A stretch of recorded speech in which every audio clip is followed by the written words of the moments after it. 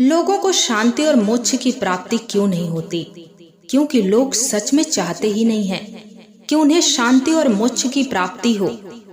कोई भी चीज हमें यूं ही प्राप्त नहीं होती, और यदि गलती से यूं ही प्राप्त भी हो गई तो कब यूं ही चली जाती है, आपको पता भी नहीं चलता। किसी भी चीज को प्राप्त करने के लिए दिल में चाहत होनी चाहिए। आफ्टर दैट उस चीज को प्राप्त करने के लिए उसके लिए बनाए गए मार्ग पर चलना पड़ता है, परिश्रम करना पड़ता है, देन वो चीजें हमें प्राप्त होती हैं। आप शांति शांति का रट लगाए तो फिरते रहते हैं, लेकिन क्या वास्तव में आप शांति की कामना करते हैं? ये कभी खुद से पूछा है? यदि नहीं पूछा है तो फिर पूछिए कि क्या सच में आपको शांति चाहिए, सच में आपको सुख चाहिए, सच में आपको मोक्ष चाहिए, या बस ऊपरी मन से आप रट लगाए हो? सुख और शांति आपको चाहिए तो किन अर्थों में चाहिए?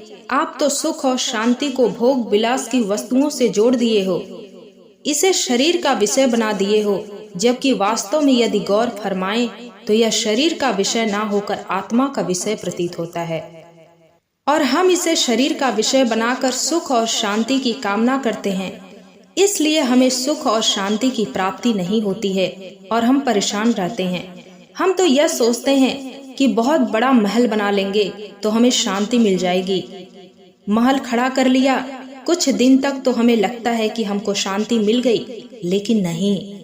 जिस शांति और मोक्ष की तलाश में हम जीवन भर यात्रा करते हैं और न जाने कितने जन्मों तक यात्रा करते हैं, यदि वो शांति और मोक्ष की प्राप्ति हो जाए तब तो हमारी यात्रा ठहर जाए, तब तो हमारी यात्रा पर विराम चिन्ह लग जाए। लेकिन हम तो समझ ही नहीं पाते हैं कि वास्तव में ये शांति और मोक्ष किसका विषय है। हमें लगता है कि यह हमारे शरीर से संबंधित है, तो जितना सुख सुविधा की वस्तुएं इकट्ठा कर लेंगे उतना ही मुझे शांति मिल जाएगी। लेकिन यह हमारे शरीर का विषय हो तब तो हमें अस्थायी रूप से शांति मिल जाए। महल तो बना लिया, फिर भी मन अशांत हो गया। अब हमें लगता है कि इसमें सामान भर लेंगे तो हमारा मन एकदम शांत हो जाएगा, लेकिन इन सब के बाद भी हमारा मन शांत नहीं होता। जो भी शांति हमें प्राप्त होती है वो अस्थायी होती है, क्योंकि महल की जरूरत तो शरीर को है, हमारी आत्मा को महल की जरूरत नहीं है। भोग विलास की वस्तुओं की जरूरत तो शरीर को है, हमारी आत्मा को इसकी जरूरत नहीं है। तो यदि आत्मा के विषय को आप शरीर का विषय बनाएंगे तो आप जिस चीज की तलाश कर रहे हैं वो आपको कहाँ से मिलेगा? यदि आप इकोनॉमिक्स के विषय में जियोग्राफी के टॉपिक्स ढूंढेंगे तो आपको कहाँ से मिलेगा? आपकी तलाश ही गलत जगह से शुरू हुई है, तो आप सही लक्ष्य तक कैसे पहुंच सकते हैं? जिसकी शुरुआत गलत तरीके से होती है उसका अंत भी गलत ही होता है। आप गलत शुरुआत करके सही की उम्मीद कैसे कर सकते हैं?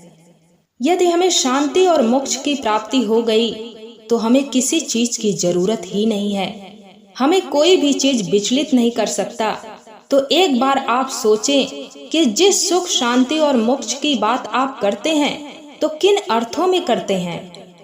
क्या आप इसे शरीर से जोड़ते हैं, भोग विलास की वस्तुओं से जोड़ते हैं? यदि आंसर आपका हाँ है तो आप समझ लें कि आप गलत रास्ते पर चल रहे हैं। उस रास्ते पर चलकर आपको अस्थायी शांति और सुकून कभी नहीं प्राप्त हो सकता।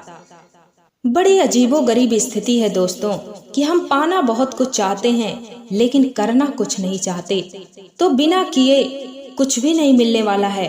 तो फिर आपको शांति और मोक्ष कैसे मिलेगा? इस मार्ग पर चलना इतना भी आसान नहीं है। जिसकी मंजिल, जिसके लक्ष्य जितने बड़े होते हैं उसके रास्ते उतने ही कठिन होते हैं।